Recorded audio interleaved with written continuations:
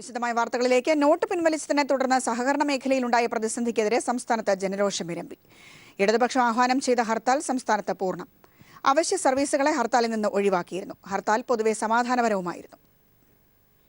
വേണ്ടത്ര മുന്നൊരുക്കങ്ങളില്ലാതെ നോട്ട് പിൻവലിച്ച കേന്ദ്ര നടപടിയിൽ പ്രതിഷേധിച്ചും സഹകരണ ബാങ്കുകളെ തകർക്കാനുള്ള കേന്ദ്ര നീക്കത്തിനെതിരെയുമാണ് സംസ്ഥാനത്ത് LDFന്റെ നേതൃത്വത്തിൽ 12 മണിക്കൂർ ഹർത്താൽ നടന്നത്.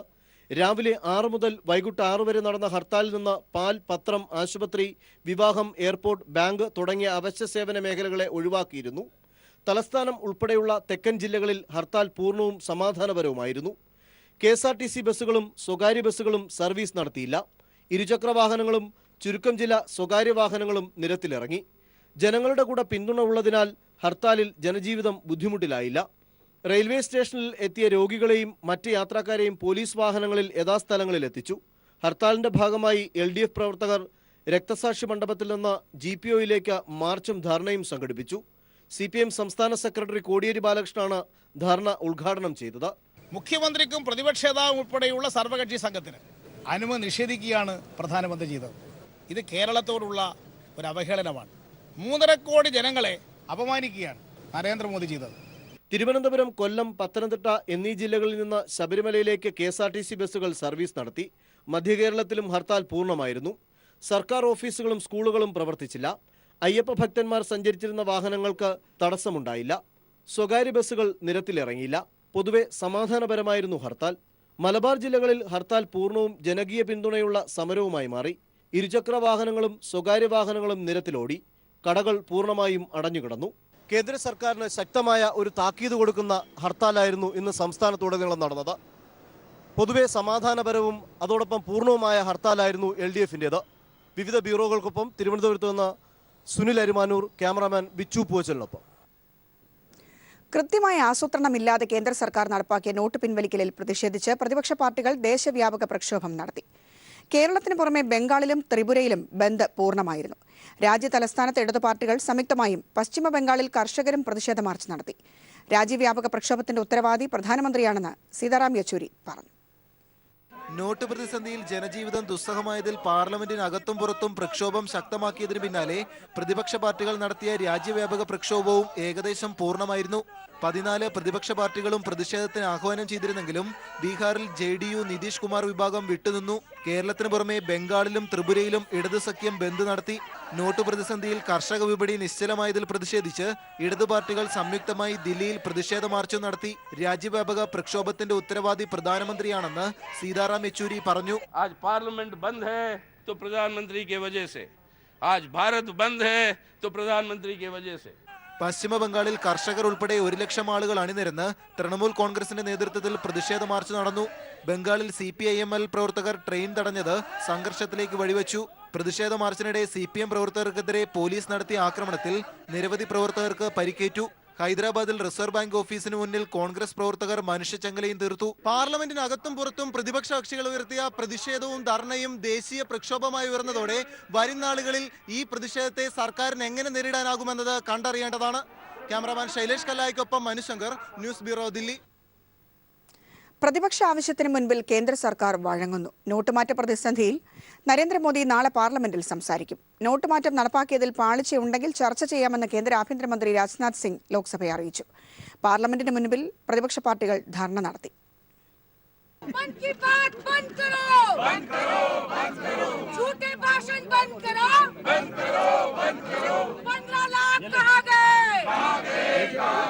രാജ്യവ്യാപകമായി പ്രക്ഷോഭം നടക്കുന്നതിന്റെ പശ്ചാത്തലത്തിൽ പാർലമെന്റ് വളപ്പിൽ സംയുക്ത ധർണ നടത്തിയാണ് പ്രതിപക്ഷ MPമാർ സഭയിലെത്തിയത്. പ്രധാനമന്ത്രി എത്താതെ നോട്ടുമാറ്റത്തെക്കുറിച്ച് ചർച്ചയ്ക്കില്ലെന്ന നിലപാടിൽ രാജ്യസഭയിലെയും ലോക്സഭയിലെയും പ്രതിപക്ഷ MPമാർ ഉറച്ചുനിന്നു. വിഷയം ചർച്ച ചെയ്യണമെന്നാവശ്യപ്പെട്ടുള്ള അടിയന്തര പ്രമേയം അംഗീകരിക്കാത്തത് ലോക്സഭയിൽ ഇന്നും കടുത്ത പ്രതിഷേധത്തിനിടയാക്കി. ഇതേ തുടർന്ന് കേന്ദ്ര ആഭ്യന്തരമന്ത്രി രാജ്നാഥ് സിംഗ് പ്രധാനമന്ത്രി പാർലമെന്റിലെത്തുമെന്ന് ഉറപ്പ് നൽകി. നോട്ടുമാറ്റത്തെക്കുറിച്ച് നാളെ ലോക്സഭയിൽ നടക്കുന്ന ചർച്ചയിൽ മോദി പങ്കെടുത്ത് സംസാരിക്കും. പദ്ധതി നടത്തിപ്പിൽ പാളിച്ചുണ്ടെങ്കിൽ അതും ചർച്ച ചെയ്യാമെന്ന് രാജ്നാഥ് സിംഗ് അറിയിച്ചു. मैं इतना ही कहना चाहता हूं, यदि इसके इम्प्लीमेंटेशन को लेकर कहीं यदि किसी को शिकायत है तो पहले दिन से ही हम सभी लोग चर्चा के लिए इस पर बहस करने के लिए तैयार हैं. പാർലമെന്റിൽ നടക്കുന്ന ചർച്ചയിൽ പ്രധാനമന്ത്രി എത്താതെ പ്രതിഷേധം നിർത്തില്ലെന്ന് കോൺഗ്രസ് പ്രതിപക്ഷ നേതാവ് മല്ലികാർജുന ഖാർഗെ അറിയിച്ചു. നോട്ടുമാറ്റത്തെ തുടർന്നുള്ള ദുരിതത്തിൽ 70 പേർ മരിക്കുകയും 1000-ഓളം പേർക്ക് പരിക്കേൽക്കുകയും ചെയ്തിട്ടും മോദി പാർലമെന്റിൽ മൗനം പാലിക്കുന്നത് ദുരൂഹമാണെന്ന് സീതാറാം യെച്ചൂരി പറഞ്ഞു. प्रधानमंत्री और उसके सरकार को जवाब देनी होगी पार्लियामेंट में. आज वो जवाब देने से मुकर रहे हैं, पार्लियामेंट का सामना नहीं कर रहे हैं. देश में जाकर बाहर भाषणें देते हैं, लेकिन बाहर भाषणें देने से कोई सवाल नहीं पूछता, उसका जवाब उनको देने की जरूरत नहीं है. പ്രതിപക്ഷ പ്രതിഷേധം ശക്തമായതോടെ ഇരുസഭകളും ഉച്ചയോടെ പിരിഞ്ഞു. News bureau, Delhi. നോട്ട് പ്രതിസന്ധിക്കെതിരെ പ്രതിപക്ഷ പാർട്ടികൾ നടത്തുന്ന രാജ്യവ്യാപക പ്രതിഷേധത്തിന്റെ ഭാഗമായി UDF MLA-മാർ രാജ്ഭവനിൽ പിക്കറ്റിംഗ് പ്രതിപക്ഷ നേതാവ് രമേശ് ചെന്നിത്തല ഉദ്ഘാടനം ചെയ്തു. തുഗ്ലക് പരിഷ്കാരമാണ് പ്രധാനമന്ത്രി നരേന്ദ്രമോദിയുടേതെന്നും വിവരമില്ലാത്തതുകൊണ്ടാണ് പ്രധാനമന്ത്രി തീരുമാനം പിൻവലിക്കാത്തതെന്നും ചെന്നിത്തല കുറ്റപ്പെടുത്തി. കക്ഷി നേതാക്കൾ പിക്കറ്റിംഗിനെ അഭിസംബോധന ചെയ്ത് സംസാരിക്കുകയും ചെയ്തു.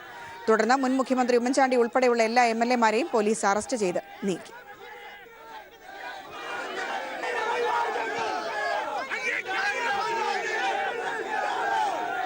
നരേന്ദ്രമോദി എന്ന അഭിനവ തുഗ്ലക്കിന്റെ പരിഷ്കാരം കാരണം ഇന്ത്യയിലെ 130 കോടി ജനങ്ങൾ അനുഭവിക്കുന്ന തീരാത്ത വേദനയും തോരാത്ത കണ്ണുനീരും. തുഗ്ലക്കിന് കുറച്ചു കഴിഞ്ഞപ്പോൾ വിവരമുണ്ടായി, അദ്ദേഹം ആ നടപടി പിൻവലിച്ചു. നരേന്ദ്രമോദിക്ക് വിവരമില്ല, പിൻവലിക്കാൻ തയ്യാറാകുന്നില്ല. വാർത്തകൾ തുടരുന്നു. മലപ്പുറം, കൊല്ലം കളക്ടറേറ്റ് സ്ഫോടന കേസുകളിൽ 4 പേരെ NIA അറസ്റ്റ് ചെയ്തു. അബ്ദുൽ കരീം, അയ്യൂബ്, അബ്ബാസ് അലി എന്നിവരെയാണ് ആദ്യം അറസ്റ്റ് ചെയ്തത്. ഇവരെ മധുരയിൽ നിന്നാണ് അറസ്റ്റ് ചെയ്തിരിക്കുന്നത്. 4-മനെ ചെന്നൈയിൽ നിന്നാണ് പിടികൂടിയത്. കൂടുതൽ പേരെ പോലീസ് കസ്റ്റഡിയിലെടുത്തിട്ടുണ്ട്. ഇവരുടെ അറസ്റ്റ് ഉടൻ ഉണ്ടായേക്കും. ബേസ് മൂവ്മെന്റ് എന്ന സംഘടനാ പ്രവർത്തകരാണ് പിടിയിലായിരിക്കുന്നത്. തമിഴ്നാട് മധുര സ്വദേശികളായ അബ്ദുൽ കരീം, അയ്യൂബ്, അബ്ബാസ് അലി എന്നിവരാണ് പിടിയിലായത്. മലപ്പുറം, കൊല്ലം കളക്ടറേറ്റുകളിലടക്കം രാജ്യത്തെ 5 ഇടങ്ങളിൽ സ്ഫോടനം ആസൂത്രണം ചെയ്ത് നടപ്പിലാക്കിയ സംഘത്തിലെ അംഗങ്ങളാണിവർ. സംഘത്തിലെ മറ്റു 3 പേർ ഓടി രക്ഷപ്പെട്ടു. തമിഴ്നാട് സ്വദേശികളായ ദാവൂദ്, ഹക്കീം, സുലൈമാൻ എന്നിവർക്കായി NIA-യും തമിഴ്നാട് പോലീസും വ്യാപകമായ തിരച്ചിൽ ആരംഭിച്ചു. നെല്ലൂർ, മൈസൂർ, ചിറ്റൂർ എന്നിവിടങ്ങളിലെ കോടതികളിൽ സ്ഫോടനം നടത്തിയതും ഇതേ സംഘമാണെന്ന് NIA കണ്ടെത്തിയിട്ടുണ്ട്. പിടിയിലായവർ അൽ-ഖ്വയ്ദ പ്രവർത്തകരാണെന്ന് NIA അറിയിച്ചു. മലപ്പുറം സ്ഫോടനത്തിന് പിന്നിൽ പ്രവർത്തിച്ച ബേസ് മൂവ്മെന്റ് എന്ന സംഘടനയുമായും ഇവർക്ക് ബന്ധമുണ്ട്. അറസ്റ്റ് DGP ലോക്നാഥ് ബെഹ്റ സ്ഥിരീകരിച്ചു. അപ്പോൾ NIAക്ക് അപ്പുറം ഇപ്പോൾ മധുരയിലെ ആ ഏരിയയിലാണ് അവർക്ക് ആ ബ്രേക്ക് ത്രൂ ആയി. പക്ഷെ അതിൻ്റെ ഡീറ്റെയിൽസ് ഇപ്പോൾ ഇതുവരെ കുറച്ചോ എനിക്കറിയാം, പക്ഷെ ഇപ്പോൾ അത് പറയാൻ ആയിട്ടില്ല. നമ്മുടെ ആൾക്കാരെ അവർക്ക് ഒരു സംസാരിക്കാൻ വേണ്ടിയിട്ട്, ചോദ്യം ചെയ്യാൻ വേണ്ടിയിട്ട് പോകും. അതിന് 2 ദിവസത്തിനകത്ത് നമുക്ക് കുറച്ച് ഡീറ്റെയിൽസ് നമുക്ക് കിട്ടും. പക്ഷേ ഇതിൽ ഈ ഓർഗനൈസേഷനുടെ 2nd ലൈൻ 3rd ലൈൻ ആക്കാറുണ്ട്. അതുകൊണ്ട് നമുക്ക് വളരെ സൂക്ഷിച്ചിട്ട് സ്റ്റേറ്റ് വൈഡ് അലേർട്ട് ചെയ്തു. നമ്മൾ അലേർട്ട് ചെയ്തു കാരണം ഈ പിടിയുടി ഉണ്ടായി. പിടിയുടെ 2nd ലൈൻ 3rd ലൈൻ ഉണ്ടെങ്കിൽ if it is there then we should be very careful. രാജ്യത്തെ 22 പ്രമുഖ നേതാക്കളെ വധിക്കുമെന്ന് ഭീഷണി സന്ദേശം അയച്ചതിനു പിന്നിലും ഇതേ സംഘമാണെന്ന് NIA കണ്ടെത്തിയിട്ടുണ്ട്. മാത്രവുമല്ല, സ്ഫോടക വസ്തുക്കൾ ശേഖരിച്ച് മറ്റു കേന്ദ്രങ്ങളിലേക്ക് എത്തിച്ചു കൊടുക്കുന്നതും ഈ സംഘം തന്നെയായിരുന്നു.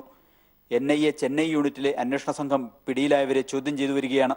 രാജ്യത്ത് മറ്റെവിടെയെങ്കിലും സ്ഫോടനങ്ങൾ ആസൂത്രണം ചെയ്തിരുന്നോ എന്നതടക്കമുള്ള സുപ്രധാന കാര്യങ്ങൾ അറിയാനുള്ള ശ്രമത്തിലാണ് അന്വേഷണ സംഘം. ചോദ്യം ചെയ്യൽ പൂർത്തിയായാലുടൻ മൈസൂരിലെത്തിച്ച് തെളിവെടുപ്പ് നടത്തും. അതിനുശേഷം മാത്രമേ തെളിവെടുപ്പിനായി കേരളത്തിലേക്ക് കൊണ്ടുവരൂ.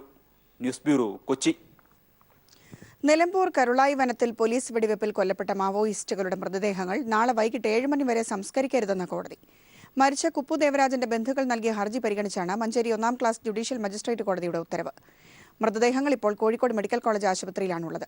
നിലമ്പൂരിൽ നടന്നത് വ്യാജ ഏറ്റുമുട്ടലാണെന്ന് ആരോപിച്ച് വിവിധ മനുഷ്യാവകാശ സംഘടനകളും രംഗത്തെത്തിയിട്ടുണ്ട്.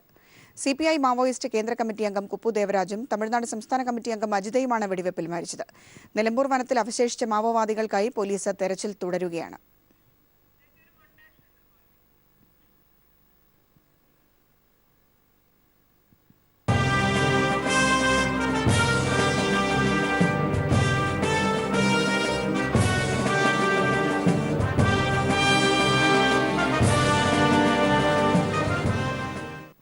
ഒഡീഷയിലെ പുരിയിൽ ചേർന്ന CITU അഖിലേന്ത്യാ സമ്മേളന നഗരിയിൽ നോട്ട് പ്രതിസന്ധിക്കെതിരെ മനുഷ്യച്ചങ്ങല തീർത്തു. ഇടതു പാർട്ടികളുടെ രാജ്യവ്യാപക പ്രതിഷേധത്തിന് പിന്തുണ പ്രഖ്യാപിച്ചായിരുന്നു പുരി കടൽത്തീരത്ത് മനുഷ്യച്ചങ്ങലയും പ്രതിഷേധ മാർച്ചും സംഘടിപ്പിച്ചത്. നോട്ട് പിൻവലിച്ച നടപടി രാജ്യത്തെ ജനങ്ങളെ കടുത്ത ദുരിതത്തിലേക്ക് തള്ളിവിട്ടതിനെതിരെയാണ് ഒഡീഷയിലെ പുരിയിൽ CITU തൊഴിലാളികൾ പ്രതിഷേധ റാലിയും മനുഷ്യച്ചങ്ങലയും തീർത്തത്. പുരിയിലെ സമ്മേളന നഗരിയിൽ നോട്ട് പ്രതിസന്ധിക്കെതിരായ തൊഴിലാളി രോഷമാണ് ഇരമ്പിയത്. പുരി കടൽ തീരത്ത് മനുഷ്യച്ചങ്ങല തീർത്ത സമ്മേളന പ്രതിനിധികൾ രാജ്യവ്യാപക പ്രതിഷേധത്തിന് ഐക്യദാർഢ്യം പ്രഖ്യാപിച്ചു. സമ്മേളന വോളണ്ടിയർമാരും പ്രദേശവാസികളും ചങ്ങലയിൽ കണ്ണുചേർന്നു. ജനങ്ങളുടെ ദുരിതം പരിഹരിക്കുന്നതുവരെ പ്രതിഷേധം തുടരുമെന്ന് CITU അഖിലേന്ത്യാ പ്രസിഡന്റ് AK പത്മനാഭൻ പറഞ്ഞു. ഈ കൃഷിക്കാരോടും തൊഴിലാളികളോടും സാധാരണ ചെറുകിട കച്ചവടക്കാരോടും സാധാരണക്കാരായ ജനങ്ങളോടുമൊപ്പം CITU എന്നെന്നുമുണ്ട്. അതിന്റെ സൂചനയായി മാത്രം ഇന്ന് ഈ പുരിയിലെ ബീച്ച് റോഡിൽ ഈ ഹ്യൂമൻ ചെയിൻ ഉണ്ടാക്കി ഞങ്ങളുടെ പ്രതിഷേധത്തിൽ പങ്കെടുക്കുന്നു. നോട്ട് പിൻവലിച്ച നടപടി രാജ്യത്തെ തൊഴിലാളികളെയും കർഷകരെയും അടിസ്ഥാന ജനവിഭാഗങ്ങളെയും കടുത്ത ദുരിതത്തിലേക്കാണ് തള്ളിവിട്ടതെന്ന് CITU അഖിലേന്ത്യാ സമ്മേളനം വിലയിരുത്തിയിരുന്നു. പ്രതിസന്ധി പരിഹരിക്കും വരെ പിൻവലിച്ച 1000-500 രൂപ നോട്ടുകൾ ഉപയോഗിക്കാൻ അനുവദിക്കണമെന്ന് സമ്മേളനം പ്രമേയത്തിലൂടെ ആവശ്യപ്പെടുകയും ചെയ്തിട്ടുണ്ട്. ഇടതു പാർട്ടികളുടെ പ്രതിഷേധത്തിൽ രാജ്യവ്യാപകമായി തൊഴിലാളികളും പങ്കെടുക്കുകയാണ്. ഒഡീഷയിലെ പുരിയിൽ നിന്നും ക്യാമറാമാൻ രാജീവ് കണ്ണാടിക്കൊപ്പം M സന്തോഷ്. തിരികെ വാർത്തകളിലേക്ക്. തൊഴിലിടങ്ങളിലെ അപകടങ്ങൾ തടയാൻ കർശനമായ നടപടികൾ വേണമെന്ന് CITU അഖിലേന്ത്യാ സമ്മേളനം ആവശ്യപ്പെട്ടു. ലാഭം വർദ്ധിപ്പിക്കുക എന്ന് മാത്രം ലക്ഷ്യം വെക്കുന്ന ഉടമകൾ സുരക്ഷാ സംവിധാനങ്ങൾ ഒരുക്കാതെ തൊഴിലാളികളെ ഇരകളാക്കുകയാണെന്ന് സമ്മേളനത്തിൽ അവതരിപ്പിച്ച പ്രമേയം കുറ്റപ്പെടുത്തി. സമ്മേളനത്തിൽ സംഘടനാ പ്രമേയത്തിന്മേലുള്ള ചർച്ച തുടരുകയാണ്. ഭരണകൂട മുതലാളിത്ത ചങ്ങാത്തത്തിന്റെ ഇരകളായി തൊഴിലിടങ്ങളിൽ അപകടങ്ങളിൽപ്പെടുന്ന തൊഴിലാളികൾ മാറുകയാണെന്ന് പ്രമേയം ചൂണ്ടിക്കാട്ടി. ഭോപ്പാൽ വാതക ദുരന്തത്തിന് ഉത്തരവാദിയായവരെ രാജ്യം വിടാൻ സഹായിച്ചത് ഇതിന്റെ ഉദാഹരണമാണ്. ഫാക്ടറികളിലും കമ്പനികളിലും അപകടങ്ങൾ വർദ്ധിക്കുന്നു. സുരക്ഷാ സംവിധാനങ്ങൾ ഒരുക്കുന്നതിന്റെ പേരിൽ ചിലവൊഴിവാക്കി ലാഭം വർദ്ധിപ്പിക്കാൻ മാത്രമാണ് ഉടമകൾ ശ്രമിക്കുന്നത്. ഇതിനെതിരെ തൊഴിലാളികൾ മുന്നോട്ട് വരണം. തൊഴിലാളി സംഘടനകൾ തന്നെ ഈ ആവശ്യം ഉന്നയിക്കുന്നതിൽ പിന്നോട്ടാണെന്നത് സ്വയം വിമർശനമായി ഉൾക്കൊള്ളണം. തൊഴിലാളികളുടെ സുരക്ഷ ഉറപ്പാക്കാൻ കർശന നടപടികൾ വേണമെന്നും സമ്മേളനം പ്രമേയത്തിലൂടെ ആവശ്യപ്പെട്ടു. ജനറൽ സെക്രട്ടറി തപൻ സെൻ അവതരിപ്പിച്ച സംഘടനാ പ്രമേയം സമ്മേളനം ചർച്ച ചെയ്തു. സംഘടനയെ ശക്തിപ്പെടുത്തുന്നതിനുള്ള ക്രിയാത്മക ചർച്ചകളാണ് നടക്കുന്നതെന്ന് അഖിലേന്ത്യാ സെക്രട്ടറിയും സംസ്ഥാന ജനറൽ സെക്രട്ടറിയുമായ എളമരം കരീം പറഞ്ഞു. ധാരാളം തൊഴിലാളികൾ പ്രക്ഷോഭ രംഗത്തേക്ക് വരുന്നുണ്ട്. പണിമുടക്കുകളിലും പ്രക്ഷോഭ സമരങ്ങളിലും കേന്ദ്ര ഗവൺമെൻറ്റിൻ്റെ നയങ്ങൾക്കെതിരായ പ്രക്ഷോഭങ്ങളിലും വലിയ തോതിൽ തൊഴിലാളികൾ അണിനിരക്കുന്നു എന്നത് ഇന്നത്തെ ഒരു പ്രത്യേകതയാണ്. ആ സാഹചര്യത്തിനനുസരിച്ച് CITU സംഘടനയെ ശക്തിപ്പെടുത്തുക എന്നതാണ് ഈ ചർച്ച കൊണ്ട് ഉദ്ദേശിക്കുന്നത്. V Shivakumar, K Chandran Pillai, TK Rajan എന്നിവരാണ് സംഘടനാ പ്രമേയത്തിന്മേലുള്ള ചർച്ചയിൽ കേരളത്തെ പ്രതിനിധീകരിച്ചത്. സംഘടനാപരമായ ശക്തി ദൗർബല്യങ്ങൾ ഇഴകീറി പരിശോധിക്കുകയാണ് 15ാം സമ്മേളനം. ദൗർബല്യങ്ങൾ പരിഹരിച്ചുകൊണ്ട് ശക്തമായ സംഘടന കെട്ടിപ്പടുക്കുക എന്ന കടമയാണ് സമ്മേളനം നിർവഹിക്കുന്നത്. പുരിയിലെ സമ്മേളന നഗരിയിൽ നിന്നും ക്യാമറാമാൻ രാജീവ് കണ്ണാടിക്കൊപ്പം M Santhosh. People exclusive. Sabarimala സന്നിധാനത്തെ ദേവസ്വം ബോർഡിന്റെ വിശ്രമ കേന്ദ്രങ്ങളിൽ വൻ കൊള്ളയ്ക്ക് ഇരകളാകുകയാണ് തീർത്ഥാടകർ. ദേവസ്വം ബോർഡിന്റെ താമസ സ്ഥലത്ത് റൂം വാടക നൽകിയാലും പലർക്കും പുറത്ത് വരാന്തയിലായിരിക്കും കിടക്കേണ്ടി വരിക. ഈ ഇനത്തിൽ മാത്രം ലക്ഷക്കണക്കിന് രൂപയാണ് ദേവസ്വം ബോർഡും ഒപ്പം കരാറുകാരും തീർത്ഥാടകരിൽ നിന്ന് കൊള്ളയടിക്കുന്നത്.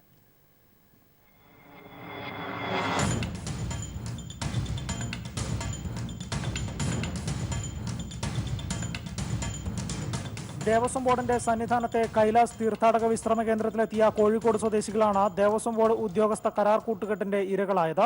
601 നമ്പർ റൂമിന് 1100 രൂപ വാങ്ങി റെസീറ്റും നൽകിയിട്ട് റൂമിലെത്തി നോക്കിയപ്പോഴാണ് ഇവർക്ക് കാര്യം മനസ്സിലായതും. റൂം നേരത്തെ തന്നെ ഓൺലൈനായി മറ്റൊരു പാർട്ടിക്ക് നൽകുകയും അവർ അതിനകത്ത് താമസവും തുടങ്ങിയിരുന്നു.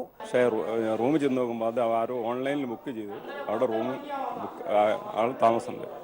അപ്പം ഞങ്ങൾ റൂമില്ല, ഞങ്ങളോട് വരാന്തേ കിടന്നോളം പറഞ്ഞു. ടോയ്ലറ്റും ഒന്നുമില്ല, ഒരു സൗകര്യമില്ല.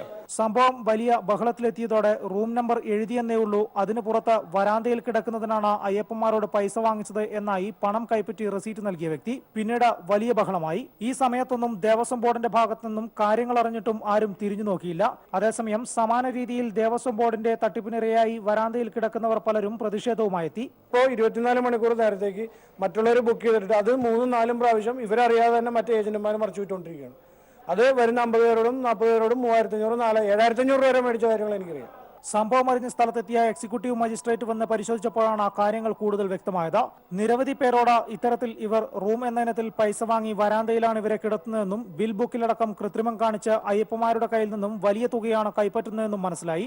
അതിനിടെ അവിടെ എത്തിയ അക്കോമഡേഷൻ ഓഫീസർ റൂം കാണാതെയും താക്കോൽ കൈപ്പറ്റാതെയും നിങ്ങൾ എന്തിനാണ് പൈസ കൊടുത്തതെന്നും അയ്യപ്പന്മാരോട് ചോദിച്ച് താനും ഈ തട്ടിപ്പിന്റെ ഭാഗമാണെന്ന് പറയാതെ പറഞ്ഞു. ഏറ്റവും ഒടുവിൽ എല്ലാം സന്നിധാനത്തെ വിജിലൻസ് ഓഫീസറുടെ മുന്നിലെത്തി. അയ്യപ്പന്മാർക്ക് വേറെ റൂം കൊടുത്ത് പ്രശ്നം തീർക്കാനായിരുന്നു അദ്ദേഹത്തിന്റെ നിർദ്ദേശം. വലിയ തട്ടിപ്പിന്റെ തെളിവ് സഹിതം തന്റെ മുന്നിലെത്തിയിട്ടും നടപടിയെടുക്കാതെ ഒതുക്കി തീർത്തത് വഴി വിജിലൻസിലുള്ള വിശ്വാസം നഷ്ടപ്പെട്ടുവെന്നും മാത്രമല്ല ഈ തട്ടിപ്പ് കച്ചവടത്തിൽ അദ്ദേഹത്തിന് പങ്കുണ്ടെന്നുമാണ് അയ്യപ്പന്മാർ പറയുന്നത്. മല കയറി ക്ഷീണിച്ചു വരുന്ന അയ്യപ്പന്മാർക്ക് റൂം നൽകാമെന്ന് പറഞ്ഞ് വലിയ തുക തന്നെയാണ് ഇവർ കൈപ്പറ്റുന്നത്. അതിൽ പരാതിയുമായി മുതിർന്ന സ്ഥലങ്ങളിലേക്ക് പോയി കഴിഞ്ഞാലും ഒരു കാര്യവുമില്ല. അവരെല്ലാം അതിന്റെ വിഹിതം പറ്റുന്നു എന്നതിന്റെ തെളിവ് തന്നെയാണ് നമുക്ക് ഇവിടെ കാണാൻ സാധിച്ചതും. സന്നിധാനത്ത് നിന്നും ക്യാമറമാൻ വിനേഷ് നേതാജിക്കൊപ്പം വിജേഷ് നടുവിൽ.